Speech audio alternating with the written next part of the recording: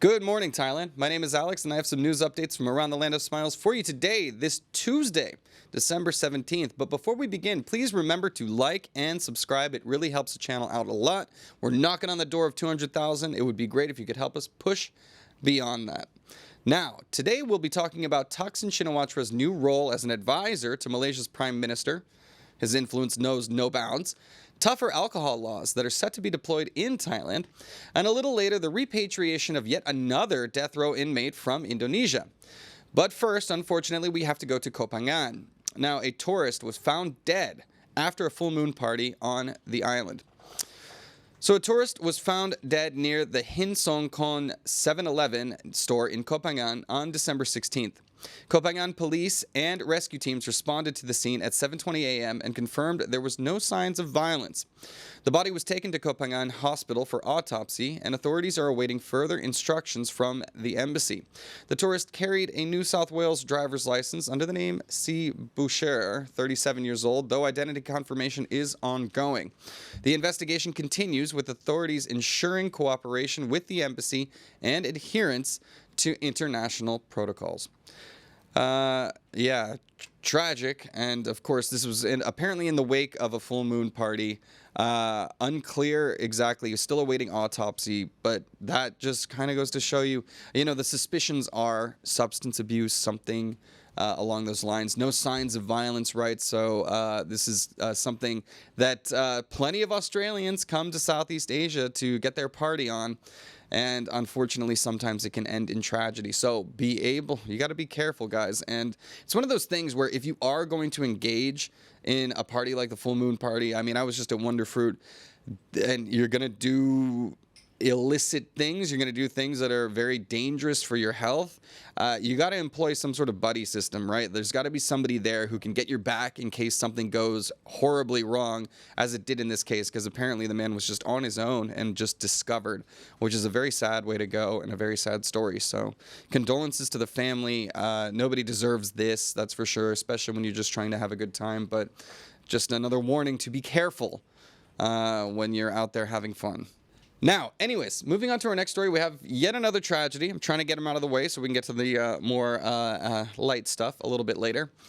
But unfortunately, a Thai man was stabbed to death after a traffic dispute in Bangkok. Road rage. A 23-year-old Thai man, Apiwit, was fatally stabbed outside a condominium on Rama 2 Soi 54 in Bangkok on December 15th following a traffic dispute. The altercation began as motorcyclists cut in front of each other and escalated into a physical fight. During the scuffle, the suspect stabbed Apiwit in the chest and fled the scene. Now, initially, Apiwit walked into the condominium, not realizing he had been stabbed, before collapsing and later dying despite CPR efforts. Police are reviewing security footage to identify the suspect, while an autopsy is underway before Apiwit's body is returned to his family. I gotta yell at some people in the office about this sometimes, man. Road rage is never worth it, okay? Like, escalating things into an altercation, you never know what kind of crazy is out there on the roads. And in this case, it was the stabby kind. And as we just mentioned earlier, guns are available in Thailand as well, so it could be the shooty kind as well. No matter what, practice defensive driving, absolutely. In Bangkok, look, I know traffic can make everybody go a little crazy sometimes, but the point is, don't escalate, right? You never know what kind of crazy you're going to be dealing with. So 23 years old, way too young to have this happen. Also really scary that he did not realize he was stabbed until, he was bleeding out and collapsing. So anyways, just be careful and kind of mind your own business would be nice. Of course, if somebody cuts you off, that sucks. But anger is a wasted emotion, and in this case has led to tragedy. Bummer, man. I really hate that story. All right, moving on. No deaths in this one, but still an attack. A Swiss tourist was attacked by local youths in Pattaya. A 66-year-old Swiss tourist, Manucher Kamil Kamai, was attacked by a group of local youths in Pattaya on December 15th. After parking his car on South Pattaya Road, he found 4 to 6 teenagers smashing his SUV's windows with rocks. The jerks. When he intervened, 2 assailants physically assaulted him, leaving him injured. The attack only stopped when a passerby intervened, causing the gang to flee. Mr. Kamai reported the incident to police, who are now reviewing CCTV footage and gathering evidence to locate and arrest the suspects. Youths. Out of control, man. Like, okay, this is absolutely, like, insane. Obviously, you're seeing a bunch of people smash up your car. You want to be like, hey, stop, and then they start smashing you up. Unacceptable. You got to wonder what's driving this behavior. We've seen a lot of youth on youth gang fighting, like kids from different schools just beating each other up for one reason or another. I'm curious to know if this is just regular mental illness leading to crime, if there's some substance abuse involved, or who put these people up to it? Just a mob mentality thing? I don't know. But fortunately, the guy is okay. He's injured. He's not, super badly hospitalized or anything like that. But this is not a good sign, right? Pattaya thrives on tourism, particularly from Western tourists like the Swiss. They don't like this kind of news story coming out. So I assume they're hot on the trail of these criminals, and we'll bring them to justice. We'll follow that story for you guys, let you know what happens. All right. Give me a sip real quick. Yeah, I need a long drink for the next one because, oh, God. All right, we're always talking about the incredible influence of the Shinawatra family here in Thailand. Obviously, Thaksin himself, the patriarch of the family, was in exile for nearly 17 years. Yes, he is back in the news, but not for Thailand. So Thaksin is set to become an informal advisor to Malaysian Prime Minister for ASEAN region. Now, Malaysian Prime Minister Anwar Ibrahim has appointed former Thai Prime Minister Thaksin Shinawatra as an informal advisor for Malaysia's ASEAN chairmanship in 2025. The announcement was made during a meeting with Thailand's PM Pattaya Shinawatra, where they discussed boosting bilateral ties, tourism collaboration, and border infrastructure. Key topics included aligning tourism campaigns, Thailand's 6 countries, 1 destination, single visa proposal, and constructing a new bridge linking Narathiwat in Thailand and Kelantan in Malaysia. Both nations aim to increase bilateral trade to $30 billion by 2027, and Thailand also supports Malaysia's initiative to address the Myanmar crisis during its ASEAN leadership. I don't know. Like, this is the influence of the Shinawatra family is certainly expanding, it seems, and it seems that Malaysia is the next step. Obviously, look, Malaysia's been putting a lot of effort into increasing its soft power, its tourism viability, and all of the like. They're even exploring the whole hemp cannabis industry thing a little bit, in a little hush-hush kind of way, allegedly, I'll say. But Thailand is certainly a model for many other Southeast Asian countries to follow. And I think Malaysia understands that, and they're trying to get some advice from the people that have molded it in recent years. So, what do you think? Let me know in the comments. Do the Shinawats have too much influence, or is this just leadership looking for experience in its advisory roles? You tell me. All right, moving on. Now. Sad news for the drinkers out here. Apparently, Thailand is targeting tougher alcohol laws in order to align with global norms. What does that mean? Thailand is advancing the Alcoholic Beverage Control Bill to align with global norms, with parliamentary deliberation expected in January. Key changes include potential revisions to the alcohol sales hours while maintaining the ban on round-the-clock sales. The bill will establish provincial committees to enforce age restrictions and address alcohol-related risks, such as drinking games and drink driving. Well, one of these is not like the other. Anti-alcohol groups and officials stress stricter controls, particularly during New Year celebrations, citing binge drinking and drink driving as major issues. Experts warn extended sales hours could worsen road safety, advocating for tougher penalties for DUI offenses. Well, I'm all for tougher penalties for DUI offenses, but the limiting of the sales hours, I just think it's a little silly sometimes. Like, you have your whole 2 to 5 p.m. you cannot buy. I think that was enacted in order to stop children getting off of school from going in and buying alcohol. Whatever happened to just IDing people, right? Give them the old card treatment. Now, that doesn't really happen here in Thailand. They have their own answers to that. But You know, I feel like, yeah, drinking games. Oh, come on, like that's part of the fun of drinking and people getting together. And again, how are you going to enforce that? Like, you're going to come around and say, "Hey, stop playing beer pong." I don't see how enforcement of this is really going to work. But yes, there is no excuse for the DUIs when you've got apps like Bolt, Grab, InDriver, whatever have you. Really, no reason for you to get behind the wheel after you've been drinking. So harsher penalties there, yes. The other stuff, let me know your thoughts in the comments.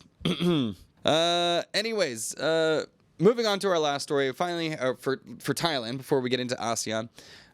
This is a nice one. Let's see if it actually happens. But Thailand is accelerating universal healthcare coverage nationwide. Thailand's health ministry is expanding the 30 baht healthcare anywhere program nationwide, targeting full implementation by the end of 2024. Got a couple of weeks left. Currently active in 46 provinces, the initiative will officially launch nationwide on December 25th, led by Prime Minister Thaksin Shinawatra. The program integrates digital health technologies, streamlining patient referrals and improving efficiency. Evolving from its original 30 baht scheme, patients now receive treatment access across locations without payment. Future reforms will address biosafety, elderly care, and referral systems, marking a significant transformation in Thailand's universal healthcare strategy. Kudos. This is one of the great things about Thailand and many Asian countries that healthcare is offered at a very reasonable and affordable price. Of course, there are many, many private hospitals where you can get the better treatment or whatever that you want, the private rooms and what have you, but making it affordable, even free, for these demographics that can't typically access it with private health insurance. Good news all around. All right, now that'll do it for the Thailand section of the news. Now we're on to the ASEAN section. Indonesia, our first stop. A Filipina who won a last-minute reprieve from an Indonesian firing squad is preparing to fly home. Mary Jane Veloso, a Filipina who narrowly escaped execution in Indonesia in 2015, will return home this week after 15 years in prison. Arrested in 2010 with heroin hidden in her luggage, Veloso claimed she was duped by a recruiter. A last-minute reprieve came when her recruiter was arrested in the Philippines. Her release follows a practical arrangement between the two countries signed on December 6th. Veloso, now 40 years old, expressed relief at reuniting with her family. Indonesia, a major drug smuggling hub, continues to enforce strict drug laws, with 530 people still on death row, including many foreigners. So this is the thing that sucks about these cases, right? They arrest somebody with the drugs.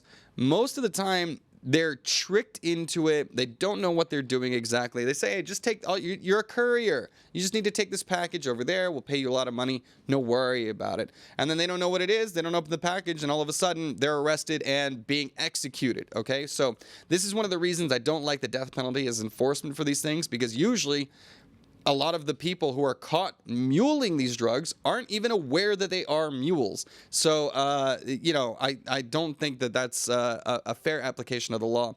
Also, firing squad? What year is this? Jesus Christ. That was that was pretty tough.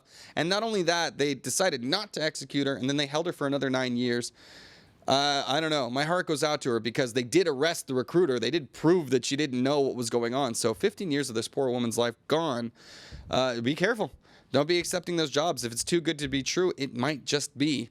Anyways, it does seem like Indonesia is releasing a lot of these death row inmates lately. Wonder what's up with that. I don't know. Interesting stuff. Anyways, on to the next one. Some happier stories to end with. Malaysia. We're back in Malaysia. Malaysia's Proton is launching its first ever electric vehicle. So Malaysia's Proton has launched its first electric vehicle, the E.Mass 7, marking its entry into the growing EV market. Co-owned by DRB Highcom and China's Geely, Proton's EV models are priced at 109,000 and 123,000 Malaysian ringgit. The launch follows the entry of BYD, Tesla, and Stellantis into Malaysia's EV market.